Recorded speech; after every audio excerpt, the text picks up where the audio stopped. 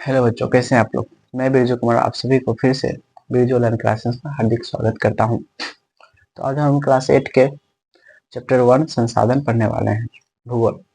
इसे पिछली कक्षा में हमने प्राकृतिक संसाधन के 3 आधार पर जो है प्रकार जो पढ़ लिए थे। आज जो है चौथे आधार क्या है, वितरण के आधार पर पढ़ने वाला है प्राकृतिक संसाधन के प्रकार। ठीक है, तो चौथा क्या है, वितरण के आधार। चौथा क्या है, वितरण के आधार पर जो है प्राकृतिक संसाधन 2 प्रकार के होते हैं। वितरण के आधार पर प्राकृतिक संसाधन 2 प्रकार के होते हैं, सर्वत्र उपलब्ध संसाधन और स्थानिक संसाधन। पहला क्या है, सर्वत्र उपलब्ध संसाधन, दूसरा स्थानिक संसाधन। ये किसके आधार पर है, प्राकृतिक संसाधन का भेद। प्राकृतिक संसाधन के प्रकार है वितरण के आधार पर 2, सर्वत्र उपलब्ध संसाधन और स्थानिक संसाधन। ठीक है, उसके बाद देखिए, पहला में है सर्वत्र उपलब्ध संसाधन। क्या होता है, प्रकृति द्वारा कुछ ऐसे संसाधन भी हैं जो सभी जगह पाए जाते हैं, सर्वत्र उपलब्ध संसाधन कहते हैं। यानी कि प्रकृति से प्राप्त ऐसे संसाधन जो सभी जगह पाए जाते हैं, जो सभी जगह, सर्वत्र यानी कि सभी जगह पाए जाते हैं, उसे कहते हैं क्या, सर्वत्र संसाधन। क्या कहेंगे, सर्वत्र उपलब्ध संसाधन को या सर्वत्र प्राकृतिक संसाधन। ठीक है, जैसे कि वायु सभी जगह पाया जाता है, सर्वत्र उपलब्ध संसाधन। ठीक है, मिट्टी सभी जगह पाया जाता है, कहीं भी पृथ्वी पर कहीं भी मिट्टी पाया जाता है, ये सभी जगह पाया जाता है, सर्वत्र संसाधन हो गया। जल सभी जगह पाए जाते हैं, सूर्य का प्रकाश सभी जगह पाए जाते हैं, ये सभी क्या हो जाएगा, सर्वत्र उपलब्ध संसाधन हो जाएगा। ठीक है, उसका दूसरा क्या, स्थानिक संसाधन। स्थानिक संसाधन ये होता है प्रकृति द्वारा प्राप्त ऐसे संसाधन जो निश्चित यानी कहीं पर लिमिट मात्रा में पाया जाता है, यहाँ पाया जाएगा तो सभी जगह नहीं पाया जाता। ठीक है, जैसे कि जो संसाधन निश्चित स्थान पर ही पाया जाता है स्थानिक संसाधन कहलाता है। जैसे जो संसाधन प्रकृति से प्राप्त, जो संसाधन जो सभी जगह नहीं पाए जाते हैं, उसका निश्चित स्थान होता है, वहीं पर पाया जाता है, तो उसे हम स्थानिक संसाधन के अंतर्गत रखते हैं। जैसे लोह अयस्क सभी जगह नहीं पाया जाता, तांबा सभी जगह नहीं पाया जाता, अभ्रक सभी जगह नहीं पाया जाता, इत्यादि और बहुत से ऐसे संसाधन हैं जो स्थानिक संसाधन के अंतर्गत आते हैं। ठीक है, चौथा हमने पढ़ लिया। अब पांचवा पढ़ना है स्वामित्व के आधार पर। क्या, किसके आधार पर पढ़ना है, स्वामित्व के आधार पर संसाधन के 3 प्रकार। कितने प्रकार हैं, 3 प्रकार। पहला हो जाएगा निजी संसाधन, दूसरा राष्ट्रीय संसाधन और तीसरा अंतरराष्ट्रीय संसाधन।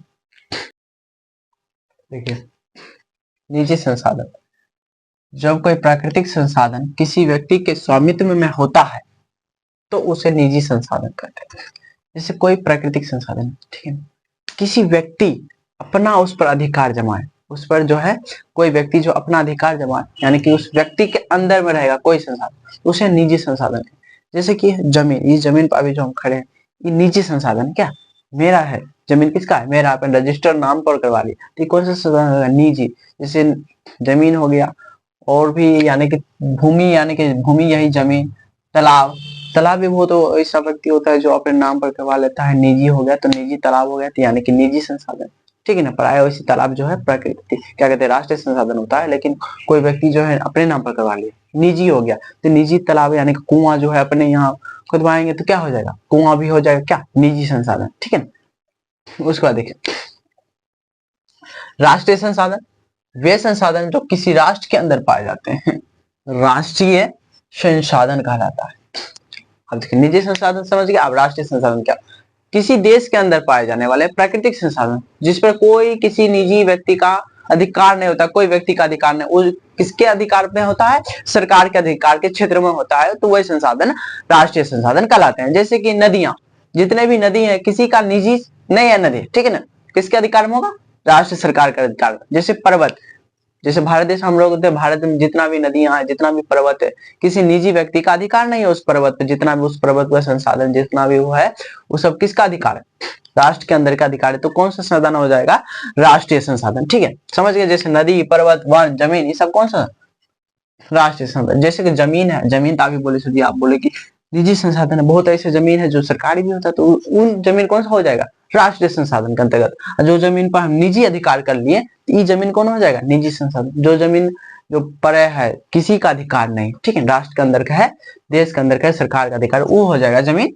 राष्ट्रीय संसाधन। ठीक है, अब चलिए अंतरराष्ट्रीय संसाधन क्या होता है। अंतरराष्ट्रीय संसाधन क्या होता है, इस पर ना किसी निजी व्यक्ति का होता है, नहीं, न ही किसी राष्ट्र का होता है।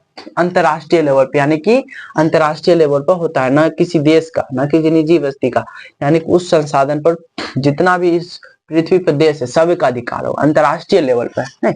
देखिए समुद्र तट से, समुद्र तट यानी कि समुद्र है यहाँ उसका किनारा को समुद्र तट है, ठीक है। समुद्र तट से 200 किलोमीटर के बाहर कोई राष्ट्र का अधिकार नहीं होता। समुद्र यानी कि भारत है, भारत यानी कि भारत के समुद्र तट से 200 किलोमीटर तक जो है भारत का अधिकार होगा, उससे बाहर जो है भारत का अधिकार नहीं होगा। या फिर किसी और देश का, अपना कौन और देश है वो अपने समुद्र तट से 200 किलोमीटर तक उसका अधिकार है, ठीक है। उसमें जितना भी संसाधन पाया जाएगा उस राष्ट्र के अंदर 200 किलोमीटर का बाहर उस देश का अधिकार नहीं होगा। वो जो अधिकार हो जाएगा अंतर्राष्ट्रीय लेवल पर, यानी किसी भी देश का नहीं होगा, अंतर्राष्ट्रीय संगठनों द्वारा उस संसाधन का उपयोग किया जाता है। तो वही संसाधन जो है 200 किलोमीटर के बाहर प्राकृतिक संसाधन, अंतर्राष्ट्रीय संसाधन कहलाते हैं, ठीक है। और उस क्षेत्र में पाए जाने वाले संसाधन जो है प्राकृतिक संसाधन कहलाते हैं, जो 200 किलोमीटर से बाहर है, ठीक है। उसको क्या कहते हैं, अंतर्राष्ट्रीय लेवल पर उसका उपयोग किया जाता है, तो उसे हम अंतर्राष्ट्रीय संसाधन के अंतर्गत रखते हैं। चलिए हमने जो है प्राकृतिक संसाधन का पूरा प्रकार, पूरा भेद जो है 5 आधार पर था, उसके आधार पर पूरे पढ़ लिए। अब चलेंगे हम मानव निर्मित संसाधन, ठीक है। प्राकृतिक संसाधन हमने पढ़ लिया, अब चलेंगे मानव निर्मित संसाधन पर, ठीक है। चलिए मानव निर्मित संसाधन, मानव द्वारा बनाए गए सभी प्रकार के संसाधन मानव निर्मित संसाधन कहलाते हैं। यानी कि वे संसाधन जिन्होंने मानव अपने हाथों से, अपने खुद से बनाया है, उसे हम मानव निर्मित संसाधन के अंतर्गत रखते हैं। जिससे कि हो गया आपका सड़क, मानव ने बनवाया अपनी सुविधा के लिए, ठीक है। पुल मानव ने बनाया, विद्यालय, पंचायत भवन, विद्यालय भवन, हॉस्पिटल, अस्पताल, हवाई अड्डा, रेल, सड़क, पुल, वाहन जो है, तुरंत वाहन भी हो गया, जैसे गाड़ियां हो गया, उसको एक स्थान दूसरे स्थान जाता है, उसको कहते हैं क्या, वाहन, वाहन, ठीक है ना। वाहन सब क्या किन्होंने बनाए, किसने बनाया, मानव, अपनी सुविधा के लिए। ये सब कौन से संसाधन हो जाएगा, मानव संसाधन, ठीक है। जैसे मैंने लिखा मकान, महल जो है, घर उर कौन बनवाया, मानव, अपनी सुविधा के लिए, ताकि रहने में सुविधा हो। सड़क, पुल, पंचायत भवन, विद्यालय भवन, हवाई अड्डा इत्यादि, ये सब मानव अपने सुविधा के लिए बनवाया है, तो ये सब कौन से संसाधन हो जाएगी, मानव निर्मित संसाधन, ठीक है।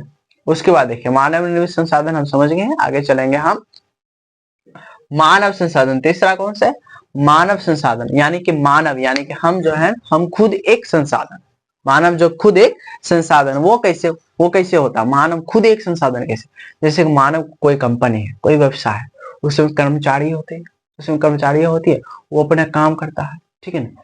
यानी कि उसका जो है काम करता है और अपना जो शारीरिक जो है क्षमता और शारीरिक बुद्धि दिमाग जो है अपना उस कंपनी को आगे बढ़ाने में लगाता है। तो मानव यानी कि मानव खुद एक संसाधन हो गया, ताकि अपना जो है पूरे शारीरिक क्षमता से उस कंपनी को आगे बढ़ाने में जुड़ जाता है। तो मानव एक ऐसा संसाधन है जो संसाधन का निर्माण भी करता है और उपयोग भी करता है। संसाधन का निर्माण भी हम कर लिए, उपयोग भी हम ही करेंगे, ठीक है ना। मानव संसाधन किसी कंपनी या व्यवसाय को आगे बढ़ाने में अपनी दिमागी शारीरिक क्षमता का उपयोग करता है, तो हो जाएगा मानव संसाधन, ठीक है। मानव खुद एक संसाधन है। तो हमने पढ़ लिया संसाधन का प्रकार, जिसमें पहला प्रकार था प्राकृतिक संसाधन, ठीक है ना, जिसमें पहला प्रकार थी प्राकृतिक संसाधन और दूसरा प्रकार है मानव निर्मित संसाधन, और तीसरा में आपका हो जाएगा मानव खुद एक संसाधन यानी कि मानव संसाधन। ये तीनों को प्रकार हम अच्छे तरीके से पढ़ लिए, ठीक है। और ये चैप्टर जो है इकाई एक जो है संसाधन है, यहीं पे समाप्त होती है। इसके आगे हम पढ़ेंगे इकाई एक यानी कि क है, क्या है, क। हमने जो है इकाई एक संसाधन जो है पढ़ लिया, उसके बाद जो है क पढ़ेंगे भूमि, मृदा एवं जल संसाधन, ठीक है ना। इसी के अंतर्गत इकाई एक के अंतर्गत 1.1 है, क है, भूमि, मृदा एवं जल संसाधन, ठीक है। अगले क्लास में हम इस चैप्टर को पढ़ने वाले हैं, ठीक है। इसको हम यहीं पे समाप्त करते हैं।